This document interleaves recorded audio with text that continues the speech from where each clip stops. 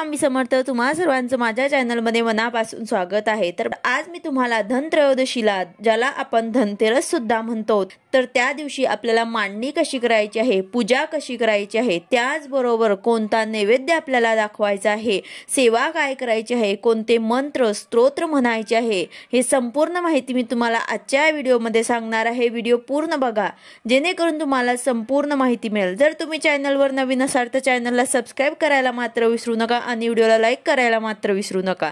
तर बघा, धनत्रयोदशीला, धनतेरसला धन्वंतरीचे पूजन करतात। धन्वंतरी हे आरोग्याचे देवता आहे।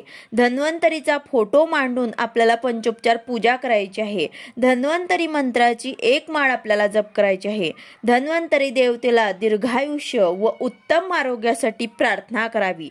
धन्वंतरी हे आरोग्याची अधिष्ठात्री देवता असल्याने त्यांच्या सेवेमुळे दीर्घायुष्य व आरोग्य लाभते। तर या वर्षी 18 ऑक्टोबर 2025 रोजी आहे धनत्रयोदशी, किंवा आपण धनतेरस सुद्धा म्हणतो। या नावाने सुद्धा या दिवसाला ओळखलं जातं। हा दिवस खूप महत्त्वाचा मानला जातो। या दिवशी आपण धनाची आणि धन्वंतरी देवाची आपल्याला पूजा करायची असते।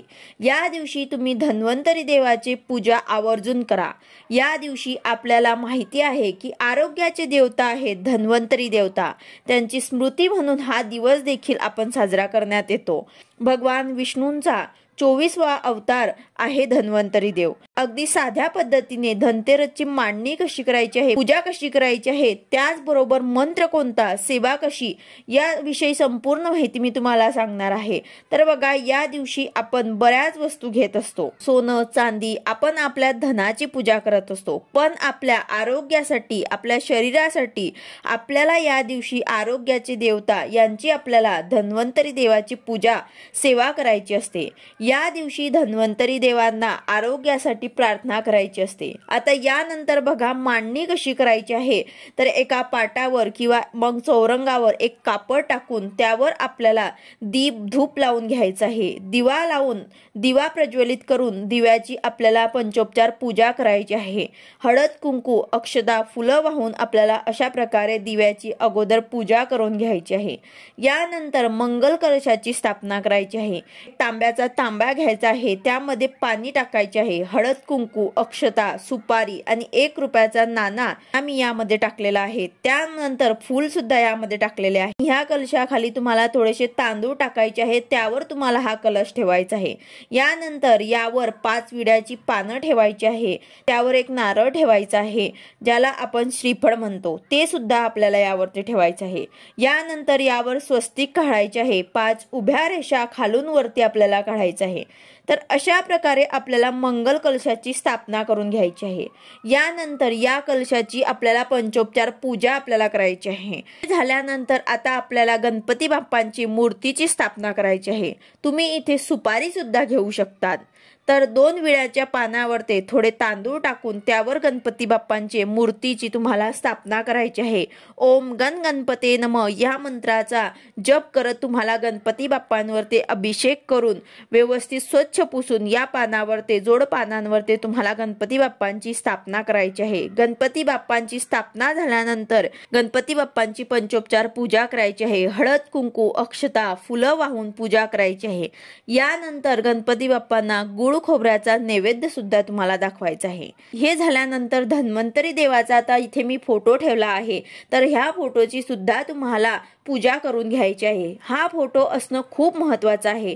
आपल्याला प्रत्येक वर्षी धन्वंतरी देवाची पूजा करायची असते। धन्वंतरी देवाची पूजा करून घ्यायची आहे। धन्वंतरी देव हे विष्णूचेच अवतार आहे। समुद्र मंथनातून 14 रत्ने बाहेर पडली, त्यात चंद्राचा थोरला भाऊ म्हणून धन्वंतरी हे 5वे रत्न बाहेर पडले।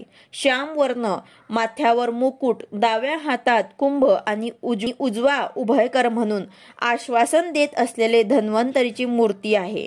त्यांच्यापासून आयुर्वेद विकास पावला म्हणून यांना आदिदेव, अमृत योनी, सुधापानी अशा नावानेही ओळखले जाते। अशी ही माहिती धन्वंतरी देवाची आहे।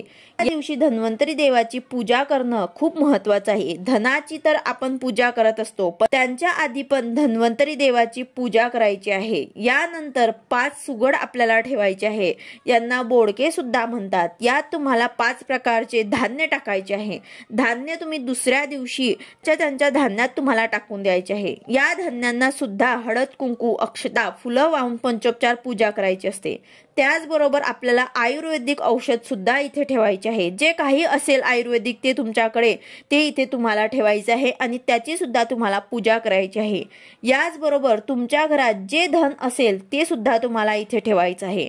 आपण धनतेरसला बऱ्याच वस्तू खरेदी करतो। जे काही तुम्ही खरेदी करणार असाल ते सुद्धा तुम्हाला इथे ठेवायचं आहे आणि त्याची सुद्धा तुम्हाला पूजा करायची आहे। त्यासोबत जे धन तुमच्याकडे आता आहे ते सुद्धा तुम्हाला इथे ठेवायचं आहे, त्याची सुद्धा तुम्हाला पूजा करायची आहे। त्यासोबत एक तरी पंथी या दिवशी आपल्याला लावायची आहे। नवीन पंथी या दिवशी एक तरी आपल्याला प्रज्वलित करायची आहे। आता हे झाल्यानंतर या दिवशी सर्वात महत्त्वाचा नैवेद्य म्हणजेच धने आणि गुळ यांचा नैवेद्य आपल्याला या दिवशी दाखवायचा आहे। हे या दिवशी महत्त्वाचा नैवेद्य मानला जातो।